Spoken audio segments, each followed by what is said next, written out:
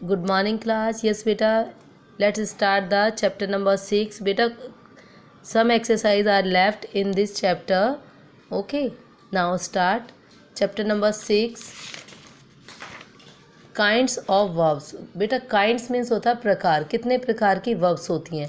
आज हम पढ़ेंगे कितने प्रकार की वर्ब्स होती हैं. बेटा मेनली 3 टाइप्स की वर्ब्स होती हैं. ट्रांसिटिव वर्ब्स है ना, intransitive verb and incomplete verbs. Okay, अब पढ़ेंगे, सबसे पहले पढ़ेंगे transitive verb. Read the following sentences transitive verbs. अब देखिए ट्रांसिटिव वर्ड्स बेटा वो होते हैं जिसमें इनकम्प्लीट शो करे. जैसे इनकम्प्लीट इन द सेंस कि जैसे इस फर्स्ट सेंटेंस है कैट ईट्स, बिल्लियाँ खा रही हैं, लेकिन क्या खा रही हैं. अगर हम उसको ट्रांसिटिव वर्ब्स लगा करके कंप्लीट करेंगे तो ये आ जाएगा आपका cats Yeats mice. The Hunter catch, Hunter क्या कैच कर रहा है. The Hunter catch 2 birds. Okay, now the boys made dash, boys क्या बना रहे हैं. The boys made paper boats, paper की बोट्स बना रहे हैं. नमन हिट डैश, अब नमन किसको मारा, हिट कर रहा है, क्या कर रहा है. नमन हिट्स विनोद. तो बेटा इसमें हमें वर्ब्स का यूज़ किया है, इसको हम बोलते हैं ट्रांसिटिव वर्ब्स. अब इसको हमने कंप्लीट कैसे किया. The sentence under A R not complete. A word group जो है आपका वो इनकम्प्लीट है. कैट्स ईट है ना, the Hunter catch, the boys made. तो इस तरीके के जो है आपके वर्ड्स ये इनकम्प्लीट दिख रहे हैं आपको. ठीक है, ट्रांसिटिव इसको कंप्लीट करना है आपको इस तरीके से. तो जो हमारी वर्ब लग जाती हैं तो हमारा पूरा सेंटेंस सही हो जाता है. ठीक है, अब बात करते हैं बेटा इधर. The words eat catch made and hit need some words or words put after each of them make the meaning clear. जब तक हम इन वर्ड्स को नहीं लगाते तो हमारे सेंटेंसेस क्या थे, इनकम्प्लीट मीनिंग्स था. और अगर हमने उस वर्ड्स को लगा दिया, जैसे भी मैंने आपको बताया कैट ईट्स, बिल्ली खा रही है, क्या खा रही है, माइस. तो जैसे ही माइस लगाया तो वो हमारे मीनिंग मतलब कंप्लीट हो गए. और अगर हम इन्हीं वर्ड से करते तो ये मीनिंगफुल वर्ड्स तो हैं लेकिन इनकम्प्लीट, मीनिंग क्लियर. ठीक है. The sentences under big are completed. They tell us what the cat eats. अब देखिए उसमें कहा गया कि कैट जो ईट कर रही है, क्या खा रही है, लेकिन what eats hunter catch, what the boys made, boys क्या बना रहे हैं, एंड वॉम नमन हिट्स, मतलब कौन क्या कर रहा है. ठीक है.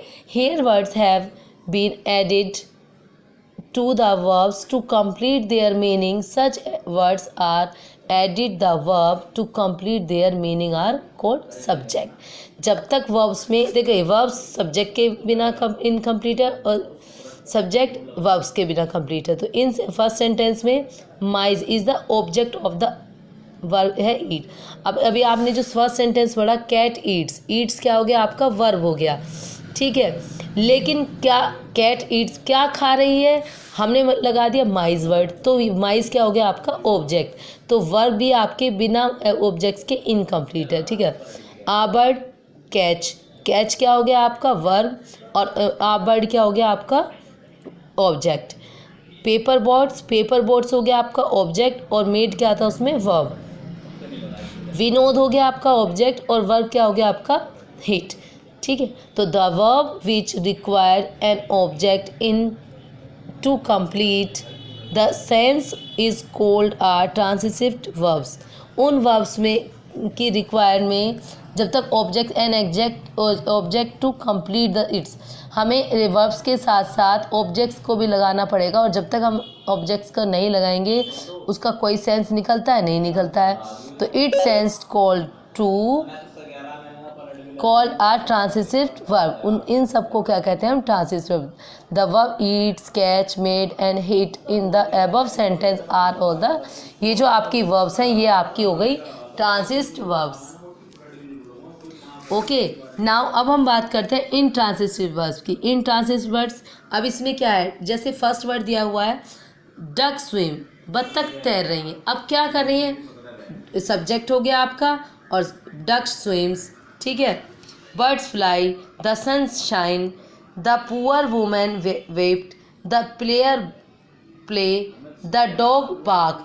तो ये आपके क्या हो गए, आपके इंट्रांसिटिव वर्ब, क्योंकि इनमें कोई भी वर्ब हमने नहीं लगाई है, वर्ब नहीं है इसमें, सिर्फ सब्जेक्ट्स है, वर्ब का यूज़ नहीं होता है, तो इन्हें हम बोलते हैं intransitive verb. Okay, in this sentence verb swim, fly, shine, the not required an object. In words में हमें ऑब्जेक्ट्स की कोई सब्जेक्ट आ गया और वर्ब आ गया, सिर्फ वर्ब है इसमें और सब्जेक्ट्स है, इसमें हमें ऑब्जेक्ट्स की जरूरत नहीं पड़ी। जैसे हमने फर्स्ट सेंटेंस पढ़ा, डक स्विम, बत्तख तैर रही है, तो इसमें कोई इन द पाउंड, अगर इसी में लिखा होता है pound, in the pound, duck जो है वो स्विम कर रही है कहाँ पर, पाउंड में, तो आपका सब्जेक्ट लगता है। लेकिन ये है इंट्रांसिटिव वर्ब, इसमें वर्ब है सिर्फ और सब्जेक्ट ऑब्जेक्ट का इसमें कोई भी यूज़ नहीं है। They are called not required an object to complete the sense. इसका सेंस कंप्लीट करने के लिए हमें ज़रूरत नहीं है, रिक्वायर्ड किसकी ज़रूरत नहीं है,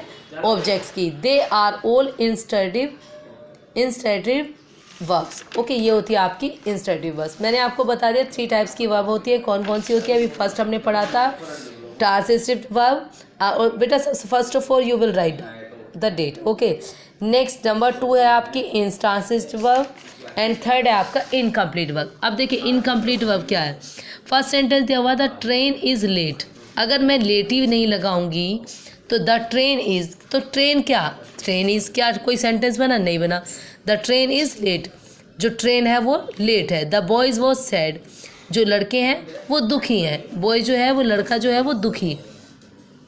तो इसमें in this sentence was, looked, is, was, looked, shamed are verbs. ये क्या है, इसकी वर्ब्स है। Okay, is, was, looked, shamed, ये आपकी वर्ब्स हो गई। और ये जो हमने लगा दी ये क्या हो गई आपके, क्या हो गई ये, जैसे अभी हमने पढ़ा they not to make complete sense by them self, या इस इन सब में हमें दैम सेल्फ इस तरीके के वर्ड्स की यूज की ज़रूरत नहीं है।